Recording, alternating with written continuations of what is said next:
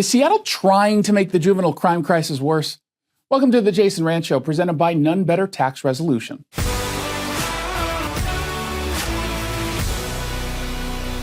Seattle's soft-on-crime approach let another juvenile criminal suspect off the hook after the Juvenile Detention Center again refused a felony booking. Seattle police say a 17-year-old female suspect tagged property during an anti-Donald Trump protest over the weekend.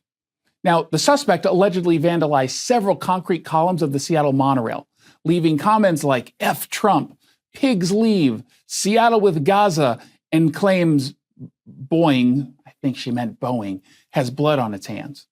Seattle police arrested the suspect for malicious mischief in the second degree. Now, they say they found her with black spray paint and matching spray paint on her hands. But the Children and Family Justice Juvenile Detention Center in Seattle refused to book her for the suspected felony crimes, and she was just released to the custody of her parents. The chances of the suspect facing prosecution are slim. The only chance to maybe get her on the right path would have been sometime at the Juvenile Detention Center. But in Seattle and King County, we give endless passes to juveniles. It should come as no shock that the strategy has created a juvenile crime crisis. This move signals a clear message to all the teens watching. Go ahead, tear up the city. You're not going to face any real consequences.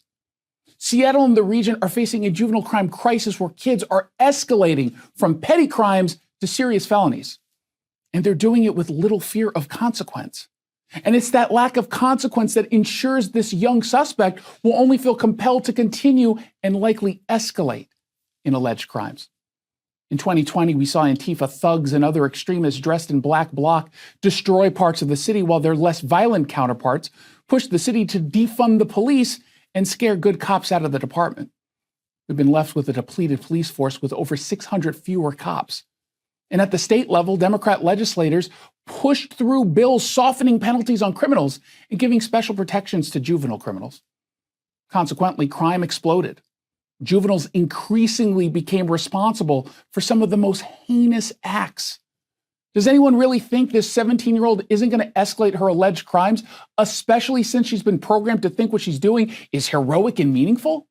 The core problem here is a misguided far-left belief that locking up teens somehow harms their future prospects more than letting them run wild on our streets.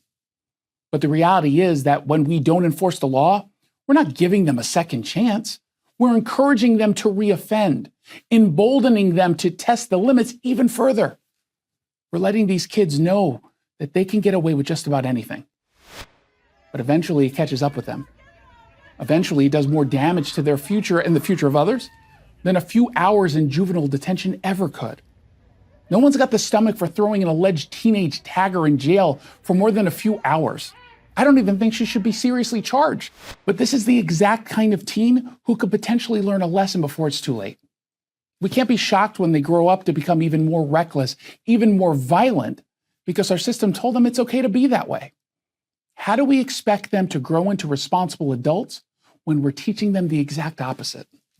I sat down with our local tax expert and advocate, Greg Nunn from None Better Tax Resolution. Tell me a little bit about the Fresh Start program, because again, based on how it's promoted, it seems really, really simple.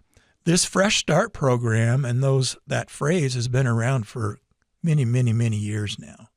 But it's a great marketing tool to say, hey, fresh start. And in a way, for those that qualify, it is. What it essentially is an offer in compromise. And to get that, there's two main criteria a person must qualify for. One, they must have limited or no equity in assets. So generally, anyone in the Puget Sound region that owns a home and has for several years, they're going to have a lot of equity. They won't qualify. And the other is an income level. And that all depends upon your family size about how much income that could be.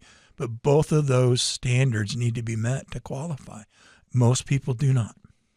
If you're having trouble with the IRS, then call Greg Nunn of None Better Tax Resolution. From stress to success with IRS Solutions. 425-947-1967. Or Google NUNN, None Better Tax Resolution. Did you like that commentary? Make sure you subscribe to the podcast of The Jason Rantz Show. Get it at KTTH.com or wherever it is you download your podcast.